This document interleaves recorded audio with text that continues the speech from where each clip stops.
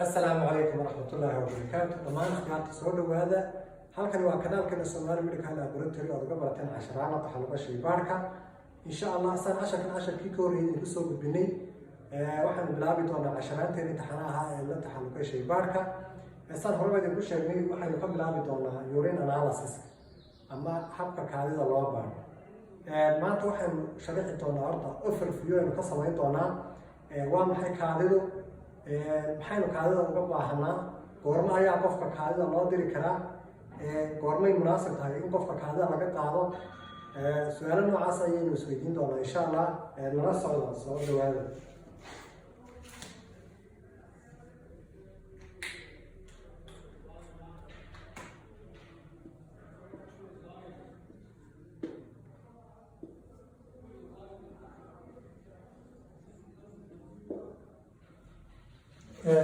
su-aasha ugu horeysa in isweydiinayna waxa weeye horta waa maxay urine? urine sida naqaano waa kaadida. haddaba kaadida maxay tahay? kaadidu waxa weeye waa waste product ama waxa la yidhahdaa waa qashin uu jirku iska soo saaray.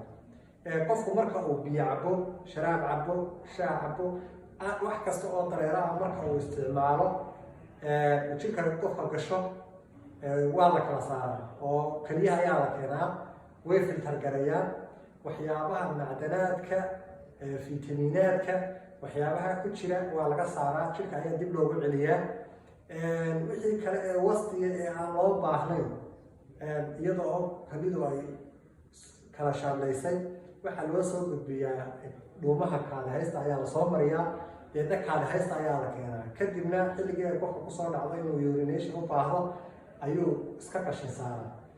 markaa urintu waxaan oran karnaa waa wasakh uusan jirku u baahnayn oo dibadda looga soo saaray iyadoo laga soo saarayo kaadi mareenka kaasi waa taa. su-aasha labaad in isweydiinayna waxay tahay goormaynu qofka shaybaar u samayn karna ama maxaynu uga samaynaa su-aasha hore waxa weeye maxayna qofka kaadida looga qaadaa? waxa ugu muhiimsan dhowr qodob oo ugu muhiimsan oo looga qaado. qodobka koowaad waxa weeye in lagu monitor gareeyo kidney diseases oo qofka hadduu kaliya kala ka caban karayo urine analysis waa loo diri karaa. qodobka labaad oo kale isna kidney disease soo dhigaya laakiin xilliyada qofka kaliya ay kidney stone iyo waxyaabo noocaas ay ku samaysmaan ayaa loo diri karaa. pregnancy qudhiisa waa laga baari karaa. sidoo kale waxaa laga baari karaa macaanka waa laga baari karaa. sidoo kale infectionada ku dhaca dhuumaha kaadi mareenta urinary tract infectionka la yidhaahdo iyana haddii aynu u baahano waynu ka baari karnaa urinta. iyadoo taas tahay haddana goorma ayaynu qofka leenahay kaadi iska soo qaad markuu istoo camanayo kale tusaale qofka markuu dhaqtarka yimaado waxyaabaha ugu muhiimsan ee kaadida qofka looga diro waxaa ka mid ah qofkii oo kale kaadidii bay gubaysan qofkii oo kale kaadidii bay ugu badatay tusaale ahaan pregnancy oo kale iyana gudheeda waa loo diri karaa. qofkii oo kale kaadiyo maba kaajiyaba ama way gubaysaa ama inta kaada haysta ay xanuunaysa waxyaaba noocaasa ayaa iyagana loogu dira. maanta insha Allah maadaamaynu overview ugu horeeyay ee urine analysis aynu bixin doono su-aasha kale in isweydiina waxa weeye goorma ayaa ugu habboon ee qofka kaadida laga qaado? tusaale ahaan qofkii cisbitaalkii uu yimaaday marka cisbitaalkii sidaa u yimaado uu dhakhtarkii wareysto oo xaaladiisa iyo wuxuu ka cabanayo wareysto tusaale urine analysis buu soo diray inagu laabkii baynu nahay markuu inoo yimaado waynu eegaynaa warqadda requestive formka ee loo soo qoray qofka. marka intayna horta shuruudaheeda u gelin laakiin waxaa jira urinta in badanaa loo baaro laba hab. labadaa hab oo ah in qofka isla markaaba ku yimaada aada urin ka qaadid oo tiraadid how conical tube-kan urin iska soo qaad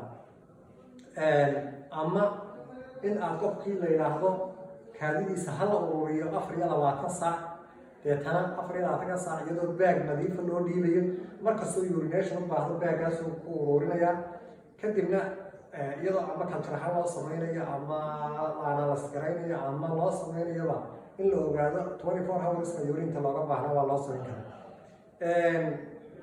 marka qofka marka urin ka qaadayno oo kale waxyaaba kale uga baahnay waxaa ka mid ah tusaale ahaan carruurta yaryar oo kale marka urine analysis loo samaynayo badanaa isbitaallada marka la keeno waa laga waayay inta ugu badan deedna waxaa la dhahaa xaafadaan kaga soo qaaday marka iyada qudheedu waxay u baahan tahay time lagu baaro oo haddii timeka ay dhaafto ay waxyaabo badan oo urinta ku dhex jira ay xagga dambe ku baran doona ay isbedelayaan. marka waqtiga ugu habboon ee urine analysis-ka la samayn karo qofku markuu iska soo qaado waa 1 hour. 1 hour wixii ka badan urintu way isbedelaysaa, waxyaabo badan oo ku jira ayaa isbedelaya. su-aasha kale aynu isweydiinaynaa waxay tahay goormo ayaa ugu muhiimsan ee qofka urine laga qaadi kara ama urinta ayaa waxa uu ka cabanaya ay ugu akraysan karaan oo urintan laga qaadayo wixii uu ka cabanayay sida ugu macquulsan looga baari karo. sababtoo ah xilliyo waxaa jira haddaan iminka biyo badan cabto oo kale oo urine lagaa qaado waxaa laga yaabaa inaan wax badan ku jirin, laakiin xilliga ugu muhiimsan ee qofka urine analysis loo sameeyo waxaa la waa subaxa hore. subaxa hore markuu qofku saa usoo kaco maadaama waqti badan oo habeenkii hurday urine badan oo concentrated oo wixii looga baahan laga heli karo ay ku jirto, xilligaas ayaa laga qaadaya. marka qofku waxaa la oranayaa subaxii markaad soo kacday urinta inta hore oo kale waad iska daadinaysaa, inta dambena waad ka reebaysaa, inta dhexe oo kale ayaad kusoo shugaysaa caga deeray lagu dhiibo. marka ugu horeyn waxyaabaha aynu isweydiinayna waxaa kamid ah su-aalaha kale ee jira waxaa weeye urinta qofka bini-aadanka waxaa jirta 24 saac waxuu qaadi karaa ama uu urination u samayn karaa 2500 ml baa la yidhaahaa, haddii ugu yaraatana ilaa 2400 ml. marka waxaa jira laba hab oo loo isticmaalo. labada hab waxaa la kala yidhaahdaa haddii ay ka yaraato urintaadu 24 hourski 2400 ml waxaa loo yaqaanaa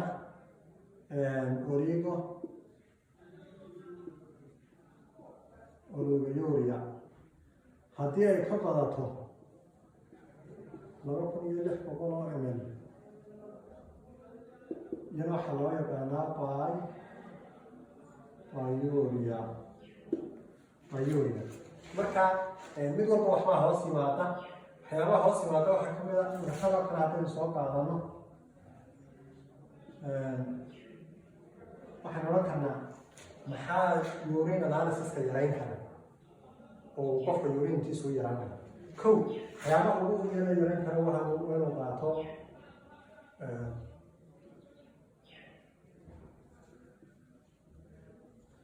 nursing fluid inuu qaato oo wax yar oo maxay ahayd horay oo fluidkiisu yaraa. sidoo kale waxaa kamid ah inuu exercise sameeyo. sidoo kale waxaa kamid ah qofka oo kale inuu baarmo, qofka oo kale oo gubtiyo kale. waxaa kaloo kamid ah dehydration.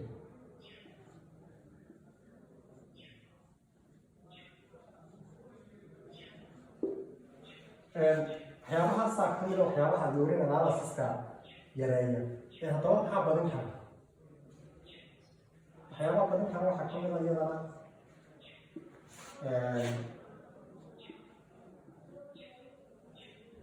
mortec influid. waxyaabaha kale badin kara waxaa kamid a diabetic. waxyaabaha kale badin kara waxaa kamid ah greenness.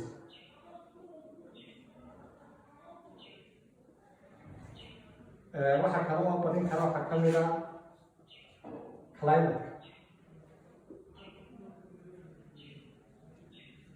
tusaalehaan haddii uu jawigu qabow yahay oo kale waxaa dhacaysa inuu qofka urintiisu yaraato oo maadaama uu dhidid sameynin maxay ahayd hooday way yaraanaysaa.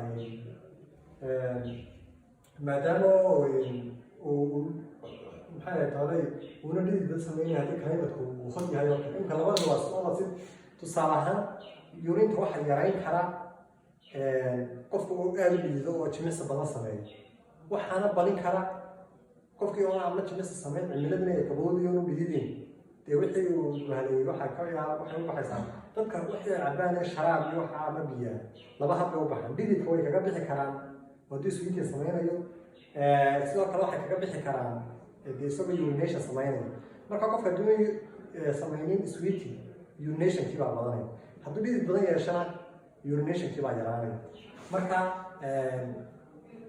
labadaas inay kaadidu badatay inay yaraato waxyaabahaasna way saameeyaan. sidoo kale waxaa jira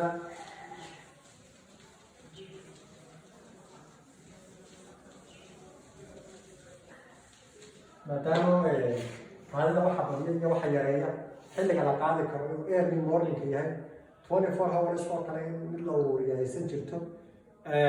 waxa kale oo jirta maxay kale intaa marka laga imaado innaga laabka ahaan markaan shuruudihii dhammaystirnay qofkii urintii waynu ka helay analysis buu loo sameynayaa. maxaynala gudboonayno sameyno ugu horreyn waxaynu u baahannahay urintii 3 hab inaynu u baahno.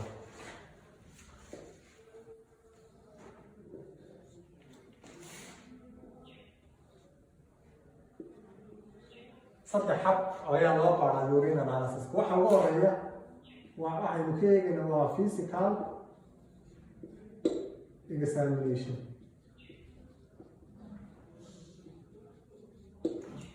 talabaad aynu ka eegaynaa waxa weeye chemical examination.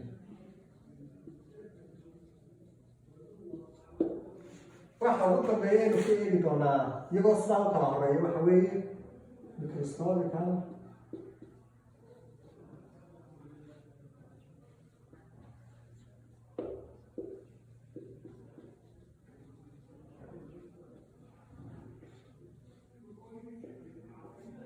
examination.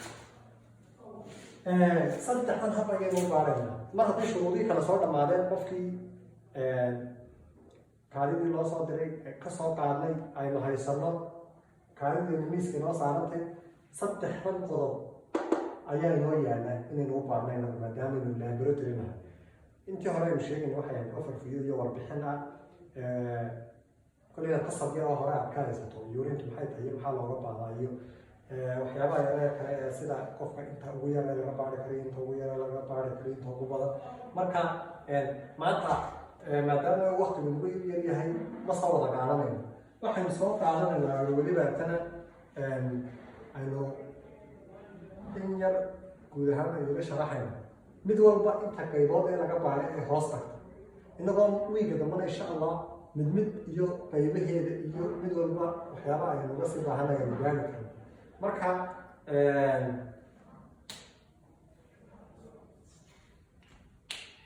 waxaa jirta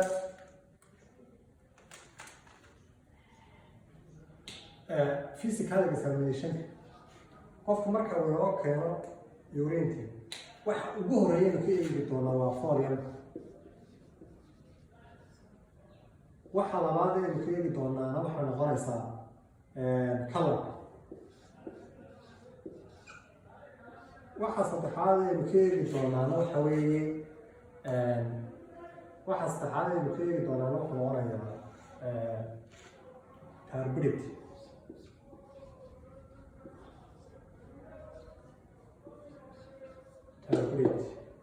inta ugu badan physical saddexdaas laga eega. chemicalka iyagana waxaa laga eegaa pH, protein, glucose, nitrate,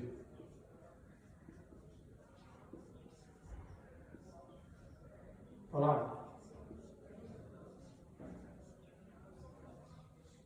leukocyte,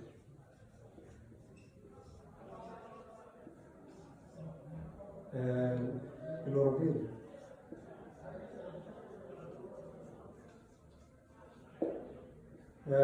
urobilinogen,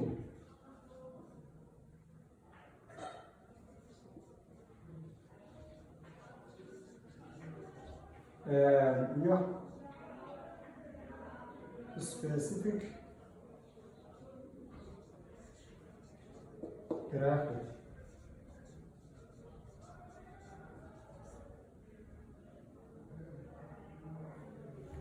inta ugu badan inaha laga eego iyo aduu dhowr bilood kala soo haro